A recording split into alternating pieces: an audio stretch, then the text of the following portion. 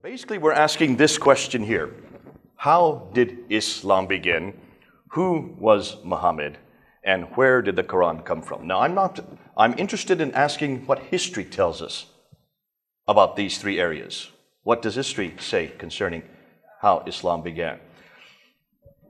According to Islam, and if you ask any Muslim, they'll say this, that Muhammad is the last and greatest prophet, that the Quran is his revelation, that it is the eternal revelation that has always existed, was revealed to him over a 22-year period from 610 to 632. That is the final revelation, and it corrects everything that's gone before.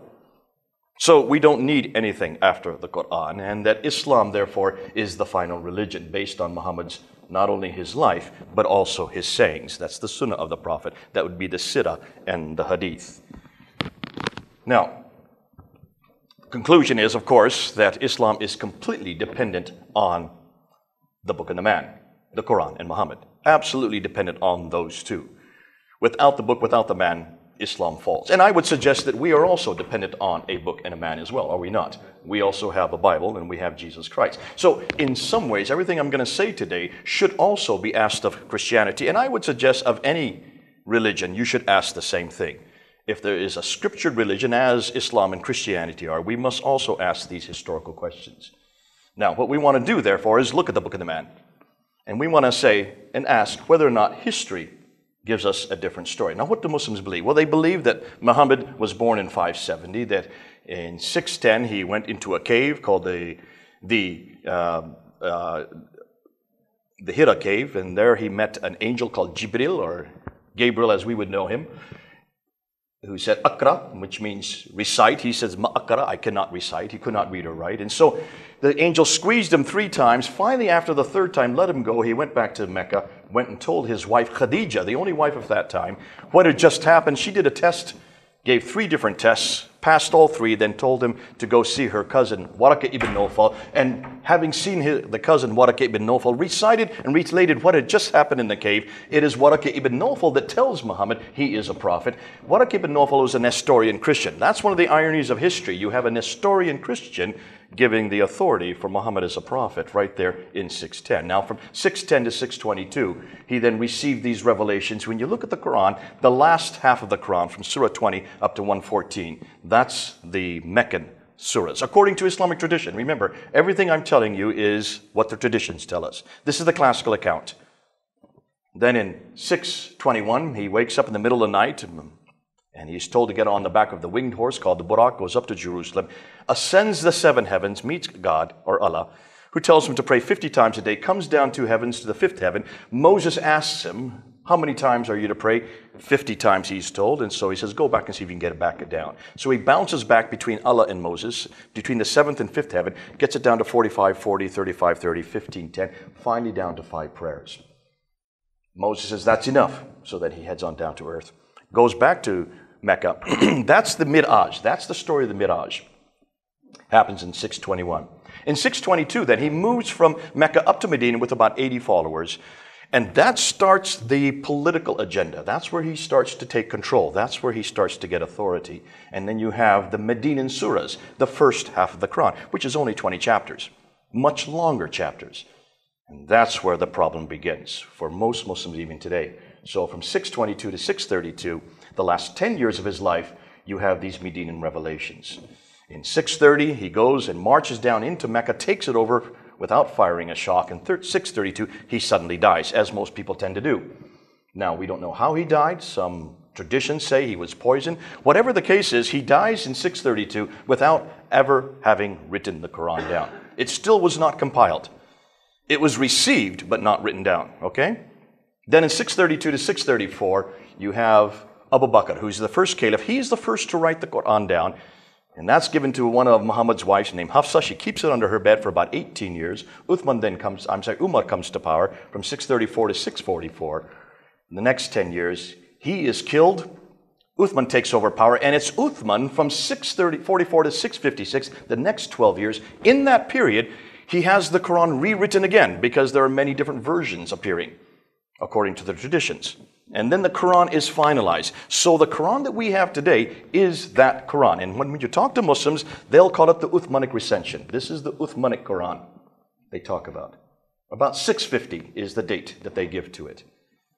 He is killed, and then in 656 to 661, Ali, who the Shiites believe is the rightful heir to Muhammad. He is the adopted son of Muhammad. He takes over power for only 5 years, and then is killed by Muawiyah there at the Battle of Siffin. Now, that's the classic account. Have any of you heard any other account? That's just the bare bones. I'm just giving you a quick skeleton. That's the classical account that everybody is taught all over the world. You go to any university, any college, any school in the world, and you'll hear this account. That's how Islam began, with this man in that place doing those things at that time. Do any of you doubt it? Is there any reason to doubt it? Now, you two guys who put your hands up, you're smiling because I know where you're going to go with this. But does anybody else doubt it? Why could you and why should you doubt it? There's no reason to doubt it, because that's all we've been told. We're going to show you that there's some problems with this. First of all, everything I've just told you comes from whom? Who is the person that tells us who Muhammad is? What he did, where he lived, how the Quran was revealed. Well, you need to go to his biography. Now, who should have written his biography? Somebody living at his time, somebody who knew him, right? You would hope that someone who knew would write down what he did and what he said. The first man to write down anything about him is Ibn Ishaq. Look at the day he dies, 765. Muhammad died in 632. How many years?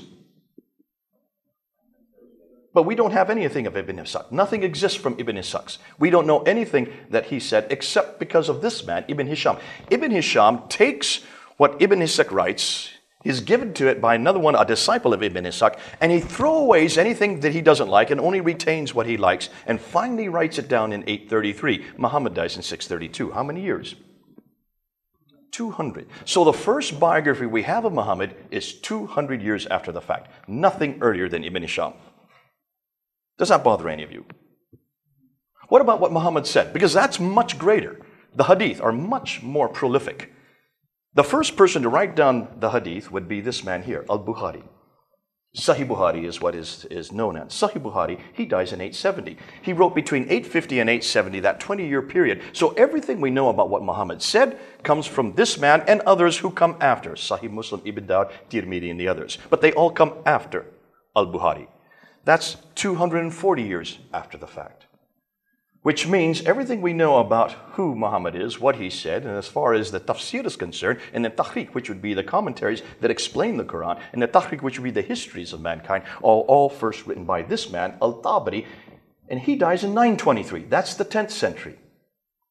So everything we know about what happened over here in the 7th century does not come from the 8th century. It comes from the 9th century.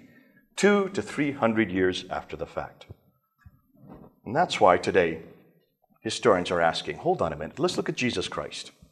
Jesus Christ is also a historical figure. He also lived in history. He also lived in a certain place, did certain things, said different things. We know about his biography, do we not? Is there not a sitta of Jesus written down? Yes, there is. Matthew, Mark, Luke, and John. Is there not also the hadith of Jesus, which would be the sayings of Jesus? Yes, there is. Matthew, Mark, Luke, and John. In my Bible, whenever Jesus speaks, it's red letters. That's the hadith of Jesus. So there's the parallels. Those are the parallels. The New Testament basically is nothing more than the sunnah of Jesus. Like you have the sunnah of Muhammad, you have the sunnah of Jesus. But take a look and see when they were written down. We know that Paul's letters are written within 20 to 30 years. We know that 3 of the Gospels, Matthew, Mark, and Luke, are written within 40 years of Christ's death. We know that John comes much later, around 92 AD. So 60 years is the latest we get. Now, hold on a minute. Even if you look at those 4, 2 of them actually knew Jesus, did they not? Matthew and John were actually disciples of Jesus. They lived with him. They saw what he did. They heard what he said. They wrote down what they knew. And the other 2, Mark and Luke, got it from the eyewitnesses. So at the most, what you would say, the earliest that we have for the hadith and the sitta and the tafsir, because the tafsir would be the commentaries, that's Paul's letters. Commentaries means explains what Jesus did. That's what Paul does in Ephesus, in Philippi, in Corinth, in Colossus. He then writes and expounds on what Jesus said and did. There's the commentaries. The tahriq would be the book of Acts, the history of the early church. So we've got the exact same four genres in the New Testament that they have in Islam. But whereas our tafsir and our sunnah of Jesus comes within 15 to 60 years of Christ's death, written by the eyewitnesses and those who knew the eyewitnesses, the sunnah of Muhammad comes to 200 to 300 years later. If we were dependent on the gospel of Jesus Christ from what Islam is dependent on, we would know nothing about what Jesus did or said until the 3rd century. How would we defend him? Yet, is this the first time you're hearing this? Is this taught in any school? Why aren't they teaching this in Bible schools and seminaries? Why aren't we being told just how hopeless an authority Islam is dependent on? That's just the first problem. We're going to get into lots of problems today. Now, that's why the scholars are now asking some very deep questions. They're asking and saying, Islam as we know it did not exist in the 7th century, but evolved over a period of 200 to 300 years. The Qur'an probably was not revealed to one man in 22 years, but looks like it evolved over a period of 50 to 100 years. That's a pretty big statement. Therefore, their conclusion is the history of Islam, at least from the time of Caliph Abdul Malik, he is the one, the Caliph from the Marwanid Caliphate under the Umayyad Caliphate from 685 to 705. It is he that we're now looking at, and almost all the scholars are looking at him because that's where we see Islam beginning. But Muhammad died in 632. He comes to power in 685. Do your maths. You can see the problem. We'll unpack that a bit. So the scholars' conclusion, and this is what they're asking, if so much of the history of early Islam was written down so late, why did they take so long to write it down? Ask your Muslim friends this. I ask them all the time, and they say, well, they were illiterate. Hold on a minute. Illiterate. Do you really believe that they were illiterate? Remember, by 642, they had taken over Basra, Baghdad, Damascus, Jerusalem, and Cairo. Within 10 years of the Prophet Muhammad's death, within 10 years, the 5 great cities of the Levant were under their jurisdiction. And outside of Jerusalem, they're still under their jurisdiction, 1400 years later. By the end of the 7th century, by the time Abdul Malik comes to power, we're still in the 7th century. They controlled all the land from Spain all the way to India. Are you telling me that nobody between Spain and India could read or write? Really? Do you really believe that people could not read or write in these great cities? Listen, in Cairo, certainly in Alexandria, they had a library that was burnt in the 5th century. Certainly they could read or write. You can't make that excuse anymore. And don't Muslims say that the Quran was written down?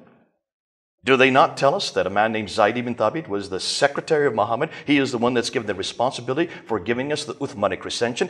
The Uthmanic recension, what does that mean? It means it's a book, it's a codex. They date that to 650. So certainly they could write the Quran. If they could write the Quran, why couldn't they write about Muhammad? Where did they get the biographers get their material from? Where did Al-Bukhari, Sahih Muslim? Where did Ibn Dawud?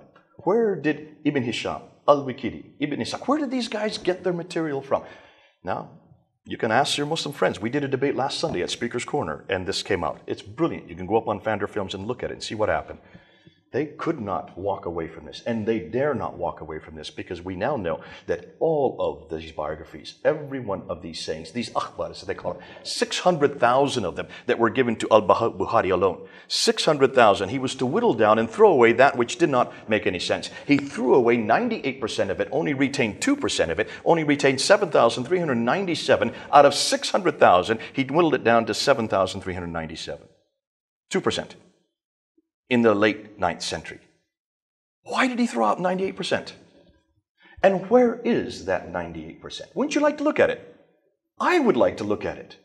I would like to know what his criteria was for destroying it, and throwing it away. And how did he know in the 9th century what Muhammad said in the 7th century? He wasn't there. He never knew Muhammad. Everything that he was dependent on, and every one of these akhbars, are based on a chain of names called isnad. So-and-so got it from so-and-so, who got it from so-and-so, who got it from so-and-so, who got it from the companion of the Prophet. What's that tell you? Oral tradition. All based on oral tradition. Because none of the so-and-sos wrote down anything of what they passed on. Nothing was written down. Now can you see why the historians are asking these questions? They say, should we trust it? Should we not therefore go back to the 7th century and check out what actually happened? Now, any historian should do the same. That's the historical work. That's the historical task. And that's what we're going to do today. Because I don't trust that 9th century and 10th century material. I want to see exactly what happened in the 7th century. So, what do they find?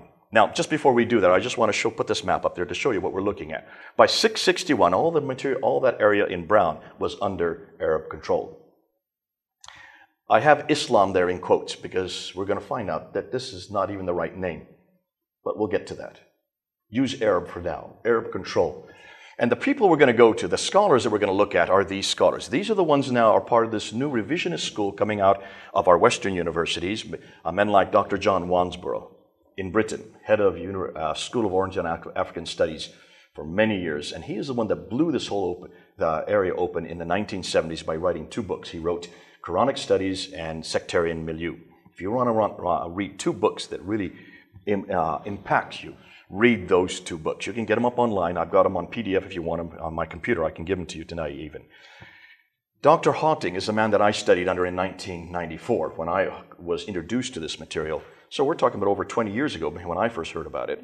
And I studied there at School of Oriental and African Studies, and I heard all this material being impacted. There were about 50 people in our class. Within 2 weeks, all the 20 Muslims that were in our class left the class. And most of them slammed the door as they were leaving because they could not take this material. And all Hawting was doing was just presenting what others had researched. People like Dr. Wansborough and particularly Dr. Patricia Corona. Dr. Patricia Corona should have 2 dots over the O, is from Denmark. She did her study under Wansborough. She probably has done more damage to Islam than any other woman I know. And all she did was ask historical questions. Now, she was head of department at Oxford University when I got to know her, and then she got a death threat for writing Meccan Trade and the Rise of Islam in 1987. She had to move then to Cambridge University, and she became my supervisor there. She is now at Princeton University today, and I would suggest that she is probably the foremost scholar in this material. She reads and writes 15 languages. How many of you can read and write 15 archaic languages? Most of them are lost languages. That's why she's so dangerous. Because she goes back to the original material. She goes back and takes the original material. Dr. Andrew Rippon is a Canadian Orientalist who has taken a lot of this material and is probably writing the best book that helps you as lay people to understand, called Islam, Their Religion and Belief. Dr. Robert Hoyland was another one of my supervisors at Oxford University. He reads and writes 18 languages. And he has probably been the best at looking and seeing what was going on in the 7th century around this period when supposedly Islam was coming to its fruition. Dr. Yehuda Nouveau out of the Jerusalem University in Israel has done the best work at looking at all the earliest Arabic inscriptions from the 7th century. And then the German school, Dr. Luning, Dr. Gerpwin, Dr. von Bothmer, and Dr. Oleg are probably the best scholars today looking at the earliest manuscripts. And they're the ones that have been responsible not only for the Syriac material that's coming out. Much of the Qur'an is based on Syriac writings. And then, of course, the manuscript evidence that we're going to talk about a little later, the Sana manuscript especially. But there have been 2 books that have come out in England in the last few years that have probably have been probably the most influential. Dr. Robert Hoyland, how many of you know, Dr. Tom Holland, how many of you know this name? Okay, he's from Britain. He has written 3 bestsellers, Rubicon, The Fall of the Roman Empire, Millennium, The Fall of the Byzantine Empire, and Persian Fire, The Fall of the Persian Empire. Now, this is the man that's best fit to write the next chapter, because he writes about the 2 great empires, the Sassanid and the Byzantine empires, that were impacted by Islam. In fact, it was because of Islam that these 2 empires fell in the 7th century. And that's why in 2006, he started to write about Islam. And we told him that when he was going to do that, that he's not going to find much to write about. Just be prepared. It took him 6 years to write his book, In the Shadow of the Sword. Came out in 2012.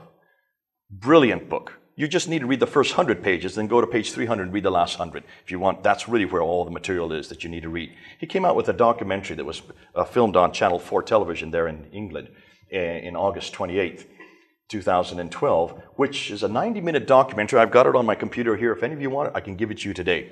Look at that documentary. It summarizes what the book says. But he's very careful not to come to any conclusions. He just puts the material up there. He has a Muslim scholar from the United States come up and give his impression of everything that he's seeing. Absolutely hopeless impressions. At one point says, who cares? We have 2 billion people. They're not going to believe this anyways. So who cares if this is what you're finding? What kind of defense is that as a historian? Now, that was filmed only once on Channel 4 television in Britain. They wanted to film it again in November. There was such an outcry by the Muslim community in Britain, they never filmed it a second. They've never shown it a second time. So you can see it yourself. We'll let you watch it. But the book that I think is going to be much more of an impact is this book here, Quranic Geography. How many of you know about this book? Have you read it? Please do read it. I'm going to show you why. This book is probably going to do more damage than any other one book. Dr. Dan Gibson is from Canada. He spent 20 years researching this book, spent and lived there amongst the Bedouin, there in the Middle East. Got to know them intimately and went all over the Middle East trying to find out these geographical locations that are in the Quran. We're going to unpack that a little bit in a while. Hold on to that. This book, I think, is going to do more damage than any other. And you'll see why once we unpack it. But here's their concerns. And this is the problem right here. Just take a look at these phrases that I have, these bullet points that I have. The first Arab inscription referencing Muhammad. Do you notice I'm using the word Arabic? The first Arab inscription referencing the name Muhammad is not till 691. Muhammad died in 632. The first reference to Muslims. Now, they do not call themselves Muslims. That's the problem. Nowhere can we find any reference to people called Muslims until the 690s. For 60 years, they used the name Saracen. They call themselves Hagarines, which means from the line of Hagar. They call themselves Ishmaelites, again from the line of Hagar through Ishmael. They call themselves Maghrib, which means from the Maghreb, which is the area they come from. And they use the word Muhajirun to refer to themselves. Because these people are conquering, and they are moving into the vacuum that existed there in the Sassanid Empire, and they're taking over Basra and Baghdad. They then go up and take over Damascus, Jerusalem, and Cairo. They are conquering these people, but they don't call themselves Muslims. That's the problem. And there's no religion called Islam. There's no reference anywhere to Islam until Abd al-Malik. It's Abd al-Malik in 691 and 692 that introduces those names. We can't find any documentation earlier than that date. Now, why haven't we heard this before?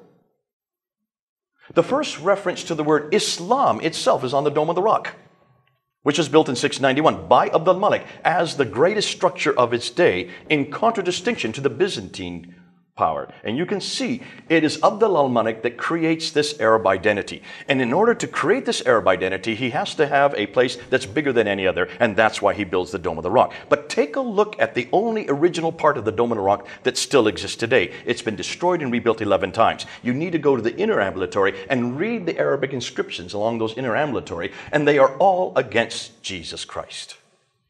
They're against our Lord. Islam, in its very nascence, was a rebellion against the divinity of Jesus Christ. Say not three, for God is one, and he has no partners. That's Surah 4, Ayah 171. That comes straight out of the Quran. That's on the Dome of the Rock. Reference after reference attacking this person called Isa. Now that's fascinating, because there's nothing that speaks about why that building was built. Muslims say that building was built to commemorate the Miraj. Remember I talked about the Miraj earlier, when Muhammad went up to the 7 heavens, right there on that rock, and met Allah and met Moses, bounced back and forth between, and got 50 prayers down to 5 prayers. That's called the Miraj. That's why that building was built. Take a look at any of the inscriptions and find any reference to the Miraj. You won't find any reference. What's more, the Dome of the Rock doesn't have a Qibla. Ooh, hold on a minute. I'm going to actually contradict myself in about 10 minutes. Hold on to that. You'll see why. There is no Qibla in the Dome of the Rock. Yet this is the third most holy shrine in Islam today, built in 691 by Abd al-Malik. But here's the real clincher, and this is the one that really hurts Muslims. There is no reference to a city called Mecca until 741. We can't find any reference. Patricia Chrono is the first one to find this out. We'll get into that a little bit later. 741, no reference anywhere to a city called Mecca. Now remember, Mecca is pretty important for Islam.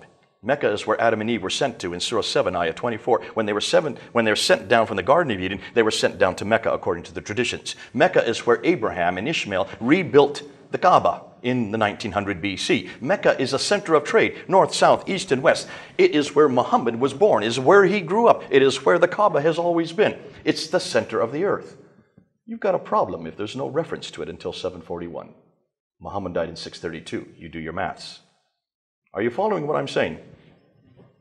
The first biography, as you already know, the first biography we even hear about this man Muhammad is not till the 9th century, 833. Now, let's start with the geography. Let's unpack this and show you what we're talking about. When you look at the Quran, you will find that there are 65 references to geographical locations in the Quran. This is what Dr. Gan Gibson has pointed out. Over and over again, you find references, especially 3 places. 3 people, the people of Ad, which is the biblical Uz. The people of Thamud. 23 times it refers to the people of Ad. And that this prophet, but it doesn't name who this prophet is. It just says this prophet living at that place, the place of the prophet, the settlement of the prophet. It doesn't give a name to where this prophet comes from. If you look in the Quran, you will find Muhammad's name is only found 4 times. That should be troubling in and of itself. How many times is Issa's name found in the Quran? Anybody know?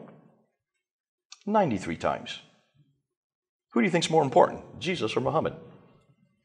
If you're just going to look at numbers. But we're not going to just look at numbers. But it certainly does talk about a prophet. But where does he live? You will only find 1 reference to Mecca in the entire Quran, and that's in Surah 48, Ayah 24. But it does talk about that this prophet has contact with these people from Ad 23 times, these people from Thamud 24 times, these people from Midian 7 times. So it seems pretty important that these people are living right around where this prophet lives. But take a look and see where Ad, Midian, and Thamud are. Look at the map. They're up in Jordan, 600 miles further north. Mecca's way down here. I wish I had a pointer. Can you see where Mecca is on the map? There's Ad, Thamud, and Midian, and here's Mecca way down here. It's 600 miles off key, further north. You've got a problem here. What's more, Mecca is only referred to once, Surah 48, Ayah 4, and there you see, it doesn't really say much. The valley of Mecca, after he made his voices, so it's in a valley. We do some more things about Mecca. We're told also that there's little vegetation there. We find that it's in a valley, that this place where the prophet lives, remember, it's not Mecca itself, it's just saying where the prophet lives, has a stream going through it, has a parallel valley. It has a pillar of salt, that the prophet goes out in the morning, passes this pillar of salt, which would be the wife of Lot, who's turned to salt, and then comes back in the evening, passing this pillar of salt again. So it's pretty close to where this prophet lives, if he can go back walking and coming back walking, passing it, right? That it has fields, trees, grass, clay, loam. It has olive trees, and here's the clincher. This place has olive trees. That has a mountain overlooking the Kaaba. That's that square building. But take a look at Mecca. It is not in a valley. There is no parallel valley. There is no stream going through Mecca. It doesn't even have water. It only has 1 well, the Zamzam well, which cannot even accommodate the caravans supposedly that went there. There is no clay, grass, loam. There is no stream at all. And certainly there are no olive trees. There are no olive trees in all of Arabia. The only olive trees you will find are in the Mediterranean, 600 miles further north. Ooh, I love this. You'll see why this becomes even more damaging. Now, what do the traditions tell us? Well, the traditions tell us that Mecca is a center of Islam, that it is also appointed for mankind. Was that at Bakka? But is that Mecca? Bakka and Mecca. How many people speak Arabic here or read and write Arabic? Okay, none here. If you look at the Arabic, you have 3 consonants for every word. Bakaka would be the form for Becca. Makaka would be the 3 consonantal form for Mecca. Completely different consonantal form. You cannot appropriate one with the other. It's a totally different word. And that's why Muslims are confused. And the only Muslims that argue this are ones that don't speak Arabic. It's the mother of all settlements. We know wherever this prophet comes from. Yet, the only reference we find is in Surah 48, Ayah 22. So, did Muhammad come from here? That's what we're asking. And is it the center of the Qibla? We're going to come to that. Let's just take a look at a map from the 7th century. That's the trade routes. If this is the center of trade, take a look and see. Do you find Mecca on it? It's where that question mark is. Why is Mecca not on the trade route? We can't find any map that has Mecca on it. But take a look at what is at the center of all the trade. Right here. What's that town right there? Petra. Petra is at the center of all the trade routes. I'm going to hold that so you can see that. Here's the trade route coming up from the sea There's the Red Sea. Now, Dr. Patricia Corona looked at this map back in the 1980s.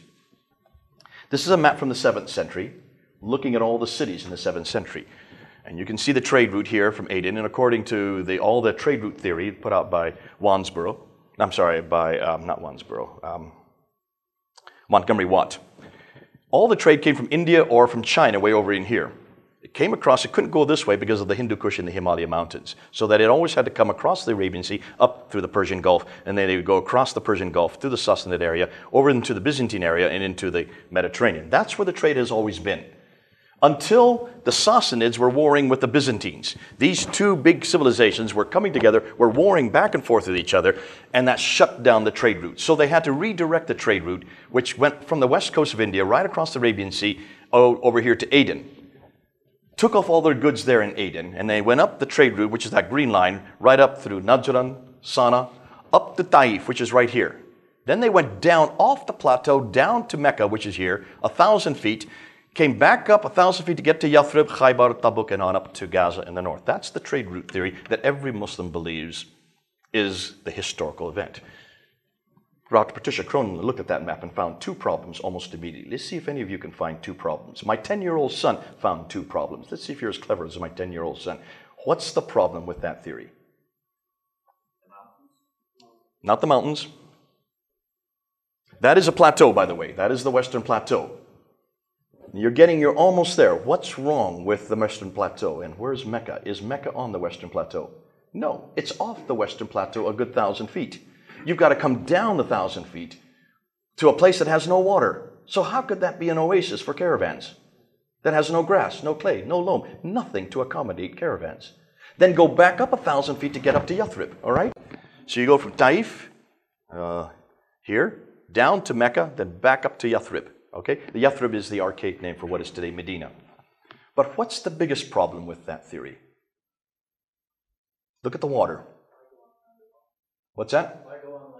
There you go. Give him a hand. He gets it. If you have all the trade coming on water anyways, it's already on boats, it's on ship, coming across the Arabian Sea, why would you take them off ship and go 1,250 miles by land when you have a waterway going right up here, the Red Sea? Dr. Patricia Corona found that if you take a ton of goods just 50 miles by land, it would cost the same amount as 1,250 miles by sea. It's a no-brainer. Even today, all our goods are sent by sea because it's the easiest way to send huge amounts of goods because it costs very little to push a boat on the ocean, or in that case, even using wind sails. But to go overland, you have to have camels, you have to feed them, you have to water them, you have to have oases, you have to be able to protect them against the dacoits and all the other robbers along the way. You have to pay for every place you stop at. Can you see why it's so expensive? So why would they have gone overland when they had the waterway there? So she decided to go back and check this out. Now remember, she reads and writes 15 languages. So she went back to all the original documents, written in all the Akkadian, Nabatean. She went back to the Assyrian documents. She went back to all the... See, there was no Arabic back then. Arabic is a new language. But it comes out of the Nabatean script. And she went and she found out that there was no trade whatsoever that went up the western coast that went through a place called Mecca. There's no reference anywhere to Mecca. All the trade was maritime, and it was all done by the Ethiopians and the Eritreans. What is today Eritrea? Here, they controlled the trade. They were the boat people. The Arabs did not like the sea. They were camel herders. They were people who loved the desert. That's why their names are on no Arab names are on any of these documents. She said, why hadn't anybody looked at this before? Well, if you don't have Mecca on the trade route, then what do you do with Mecca? So she went and she decided to find out where the first reference she came to was the Apocalypse of Pseudo-Methodius Continuata Byzantia Arabica, which was from the early reign of Caliph Hisham in 741. That's the first time Mecca even comes into existence on any documentation. That's over 100 years after Muhammad. You've got a problem. The first time it's put on any map is not till 900 AD. That's almost 250 years later. So, take a look at Mecca today. Now, this is what's interesting. If you look at Mecca today, you can see there's a huge building program going on. All these skyscrapers. There's the fourth largest, tallest building in the world right there. The great big clock tower that they've now built. That clock tower, that clock is 45 feet across. They want to make it center of time. They want to change it from Greenwich Mean Time to Meccan Mean Time, MMT. It's designed after Big Ben in London, much, much bigger. This is the future plans for Mecca. But look what they're doing. In order to build all these buildings, they're destroying Khadija's house. They've made Khadija's house, the wife of Muhammad, into toilets. Cemented it completely over. Muhammad's own house, where he was born, is now a library, completely destroyed. Here is where the Ottomans had their great hill. That has been made into the tower. Almost all of this is the Grand Bazaar here, has now been made into where the mosque used to be, it's now being made into a parking lot. Why do you think they're doing this? And why is it no Muslims are complaining? They're destroying the historical record. They don't want anybody to know and to ask the questions we're now asking about Mecca. Now here's the problem. If you don't have Mecca and you don't have the Kaaba, then what are you going to do with the Qibla? The Qibla is the direction of prayer that every Muslims pray, right?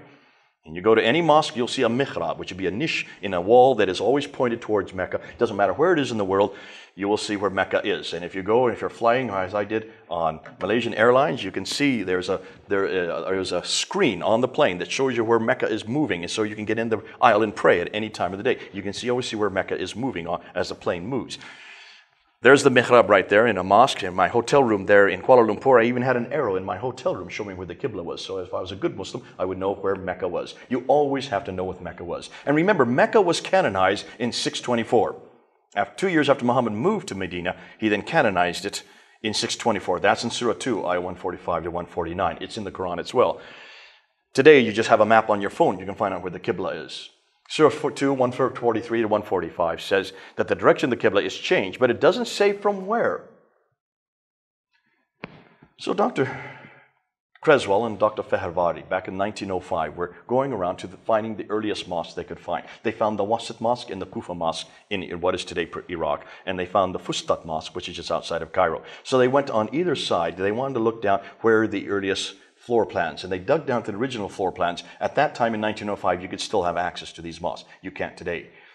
And they noticed that the Qibla on both these mosques in Iraq were facing west, whereas the Qibla in Fustat was facing east. So here in Wasit and Kufa, they're facing this direction. In Egypt, they're facing that direction. They should be facing down here, because these are late 7th century mosques. He was the first one. Fehervari and Dr.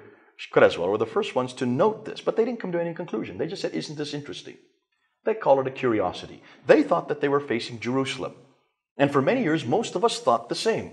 We all thought they were facing Jerusalem too. I did a debate in 1998 with Abdul Green on this very notion. Back in 1998, and Abdul Green and I went back and forth looking and saying that there's no Qibla, and in the Dome of the Rock it's facing, and the reason why is because Jerusalem was the Qibla.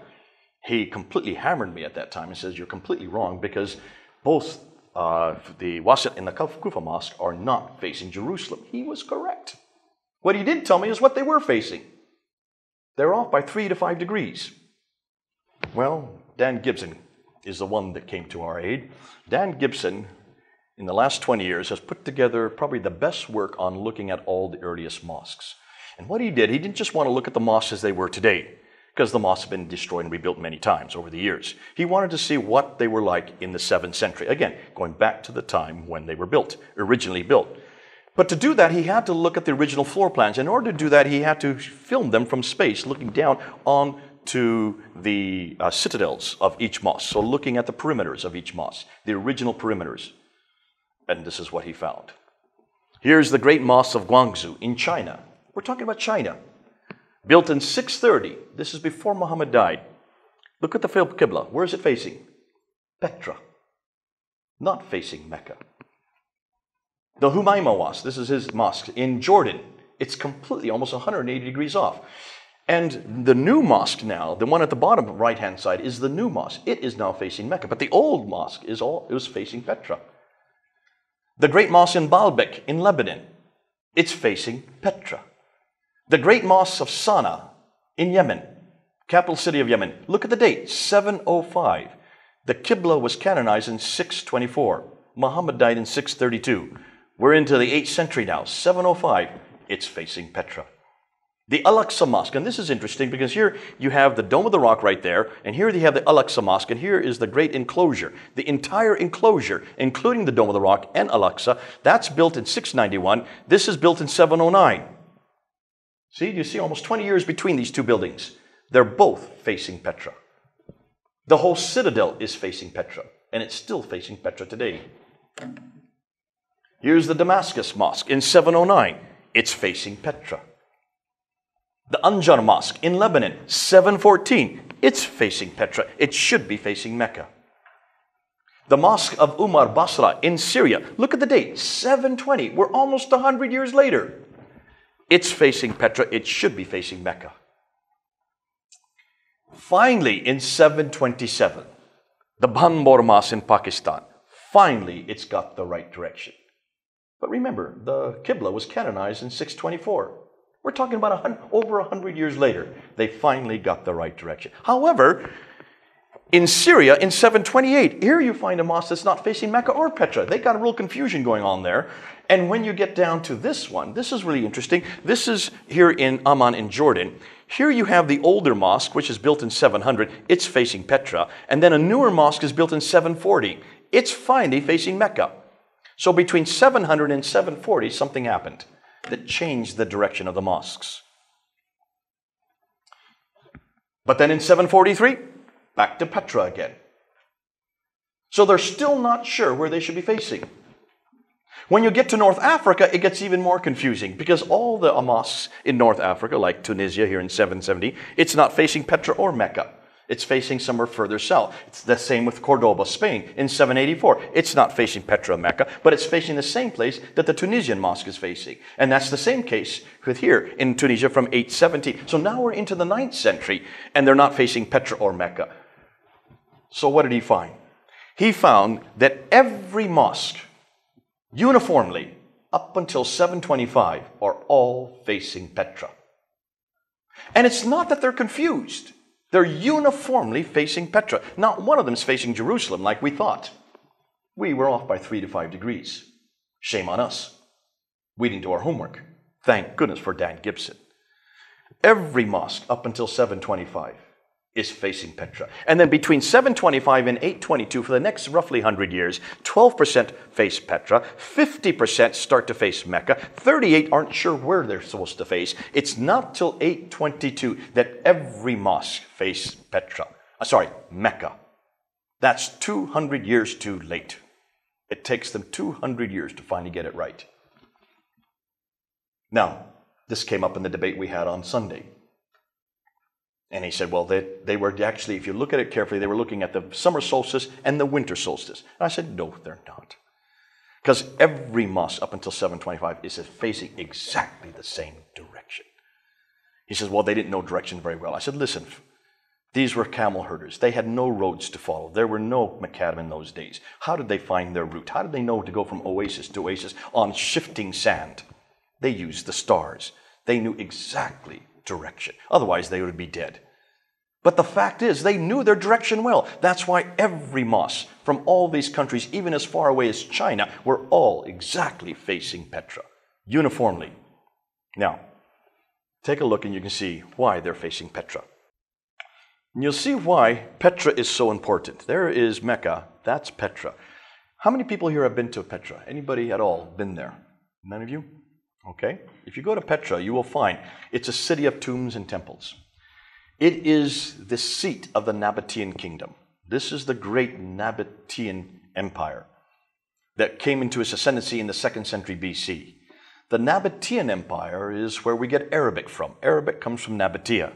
The word Allah is a Nabatean god.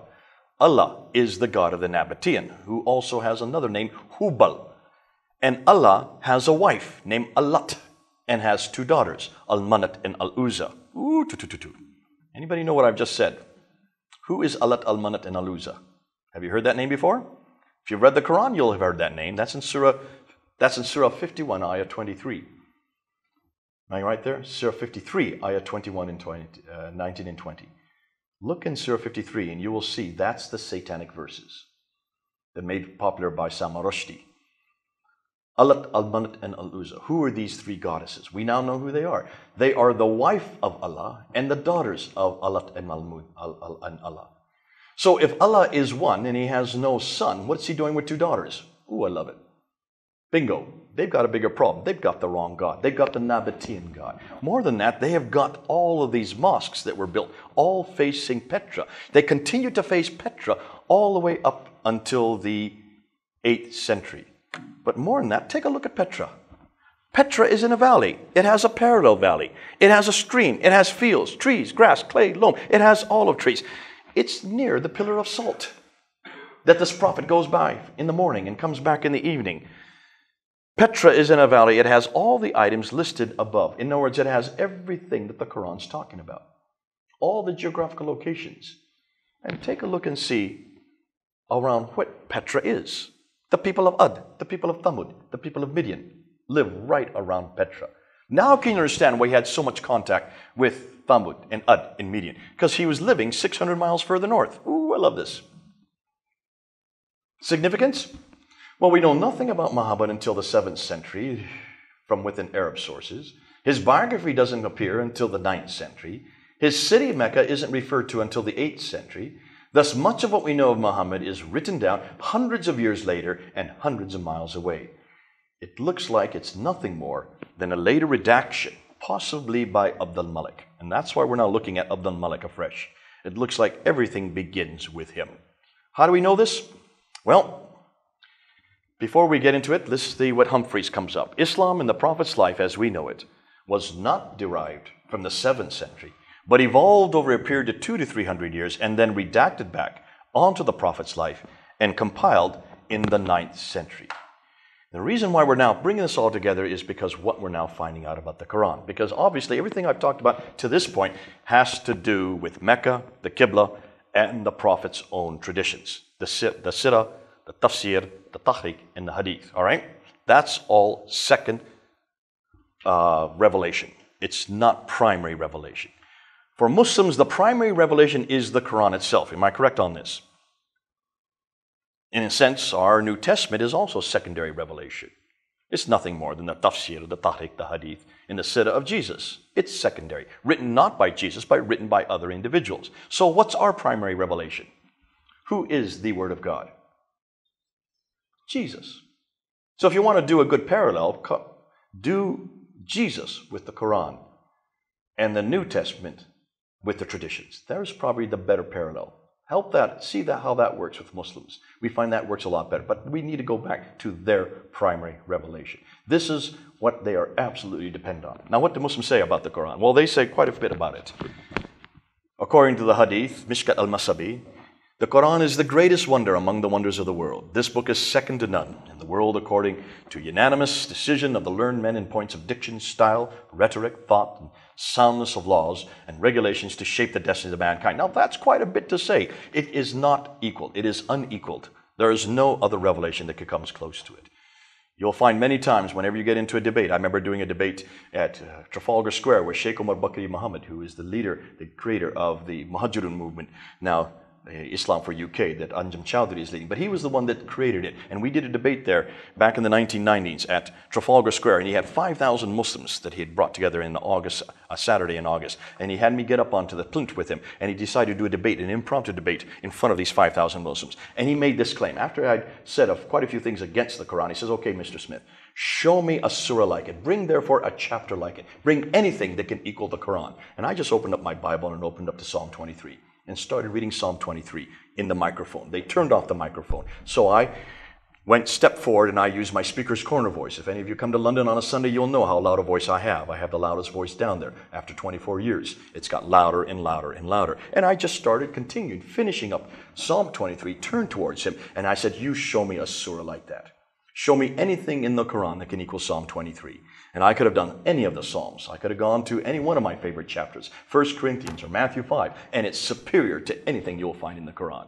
They asked me to leave the stage. But you can do the same thing. Don't walk away from that claim. They will make it. They will say that nothing equals the Quran. Here's the 5 questions you need to ask, and it's just 5 simple questions. And you'll find that the Muslims have to say yes to all 5, the first 4. First question is it eternal? What will Muslims say to that? No? Absolutely. Every Muslim, whether they are radical, nominal, or liberal, have to say it is eternal. The Qur'an says it itself in Surah 85, Ayah 22. This is the Qur'an that comes from those tablets, those eternal tablets, co-eternal with God, which is in and of itself a problem because you're already implying a duality. But that's the first claim they'll make. Secondly, was this Qur'an sent down to a man named Muhammad over a period of 22 years? Absolutely. So it's eternal and sent down between 610 and 632. Number 3, was it complete in the 7th century?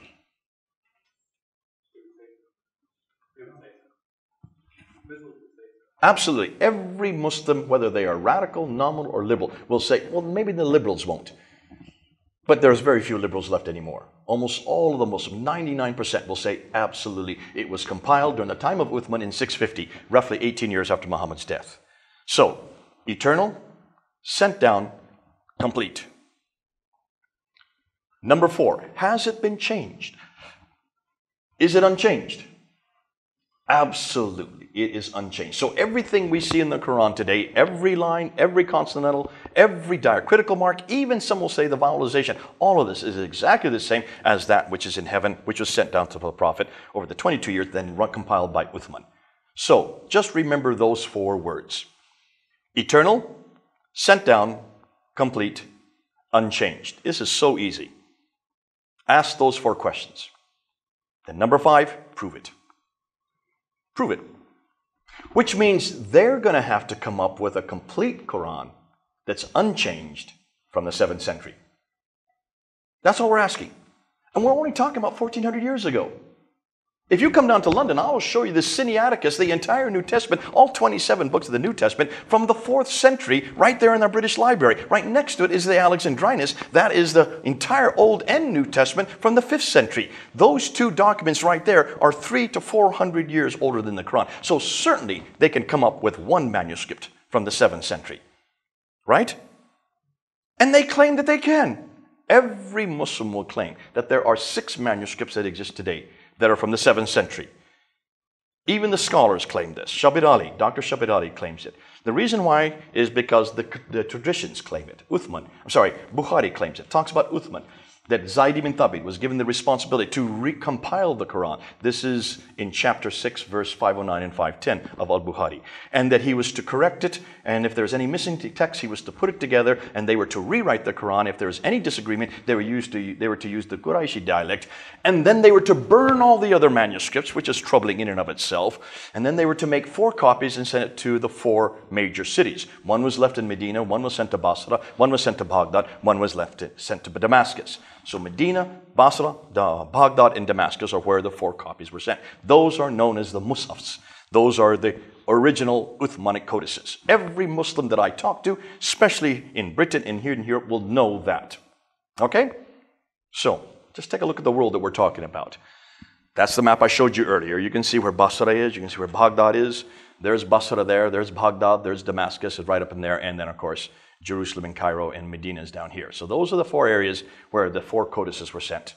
Now, they've owned that land ever since. Except for Jerusalem, that land is still under their control. So there's no reason not to have those manuscripts today, right? Are you hearing me? I hope you're getting this part. Because every Muslim will say exactly what I've just said. So where are those original copies? That's what we want to know. Now, Muslims will say, well, you have the Topkapi Musaf, which is there in in Istanbul. You have the Samarkand in Tashkent. Dr. Shabir Ali, who is considered the world authority on this, and this is the debate I did last September. You can go up online and look at the debate in Toronto. I asked him, and he was very clear that the Topkapi, the Samarkand, and the Ma'il, the 3 of them, are Uthmanic, and they are complete and unchanged. So let's take a look. There's the Topkapi there on the left. If you look carefully, you'll see a blood mark. See the blood stain right there? That's Uthman's blood. He was killed while he was reading it, and that's why his blood stain is there from 650. Here's the Samarkand. It's a little bit different. It's what we call a monumental text. It's much thicker. And here is the Ma'il. That's in the British Library. You can go see it. It's there on display. No one's running away from it. And if you take a look, you can see the script is different between those 2 texts. This is Kufic. This is from the Abbasid period. And this is Hijazi. So that would be from the time of the Umayyad period. When you look at the other the other three that are very important, you have the Petropolitanus, which is in Paris at the Bibliothèque Nationale, and then you have the Husseini manuscript, which is there in Cairo. That's also a monumental text. And then you have the most recent one, the most exciting one, the Sana manuscript, which was just discovered in 1975. I see you. Don't worry, we'll get it in time. Now, we've never really been able to look at these manuscripts or do any forensic testing on them, so we can only assume that they know what they're talking about. And for 33 years, I've always assumed that these were Uthmanic, until just the last few years. These two men here, Dr. Tahir Atakulic and Melin Nasanoglu. These are the two Turkish scholars from your country who own the Topkapi manuscript, who were given responsibility to look at these 6 manuscripts between 2002 and 2007. So they had 5 years to look at them. They are the only ones that have ever looked at these manuscripts and done any forensic testing. And they came out with their conclusions in 2009. It's now in English. You can get it. I have it on my computer. Al-Musaf al-Sharif is the name of the text, all in English. All you need to do is read the introduction, the first 83 pages. And this is what they're saying. We have none of Uthman's Musafs, according to Ikmeluddin, nor do we have any copies of these Musafs. These Musafs, that means these codices, these books, these manuscripts date from the later Umayyad period. The Umayyad period went from 651 to 749. So he's talking about basically the mid-8th century. Dr. Tahir Atakulic is much more of a scholar. He's even more serious. Though no seriously scholarly work has ever been done on any of these Musafs. These Musafs date from the early to mid-8th century. They are not Uthmanic, nor are they copies sent by him. He dates the Topkapi manuscript to the mid-8th century. That's about 100 years after Uthman.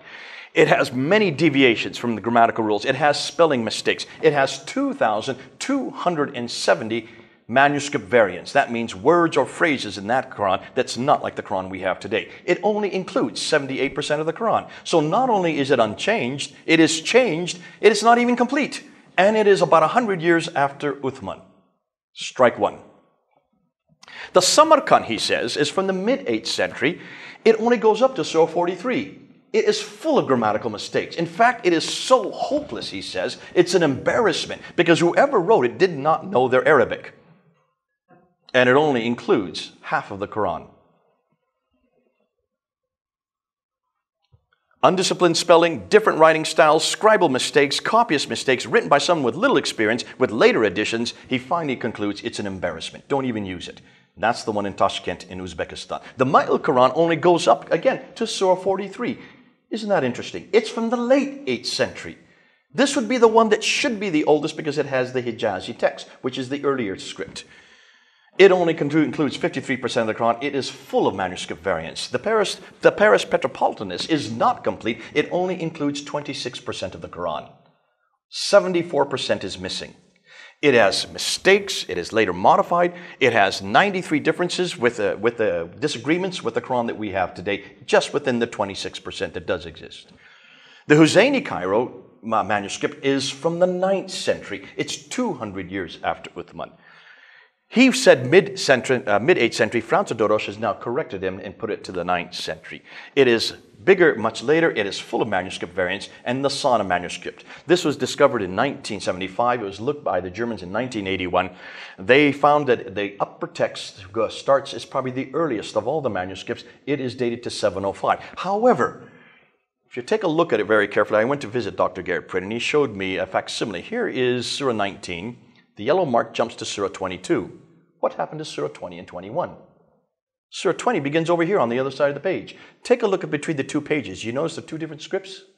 That's a 705 script. This is a late 8th century script. There's about 60 years between these two pages. Can you see the problem? What's more, take a look at every one of those orange marks. See, every time you see an orange mark, that is a manuscript variant. That means a phrase or word that is different from the Quran that we have today. There's 1,000 of these manuscript variants just within that manuscript, but it gets worse. When they looked at it carefully, they noticed that it had a subtext, an undertext. If you look carefully under ultraviolet light, you'll see another text that's underneath because this is written on animal skin.